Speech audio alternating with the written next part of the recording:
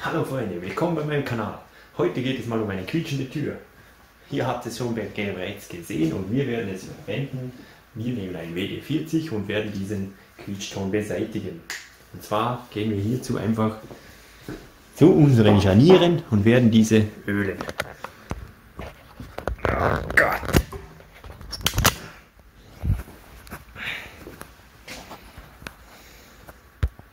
Zuerst mal lokalisieren wir unser Scharnier und dann werden wir es ölen.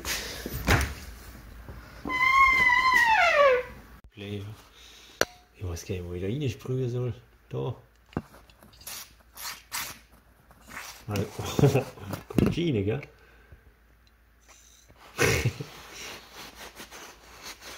Schick. Ja, was rutschig, Kilian? Ja, dann kommt ich glaube ich nicht mehr. Warte, schau mal. Jetzt ist das Geräusch weg, Freunde! Oh, ja, das hat es echt gebraucht. Ja. Mit WD-40. Ja.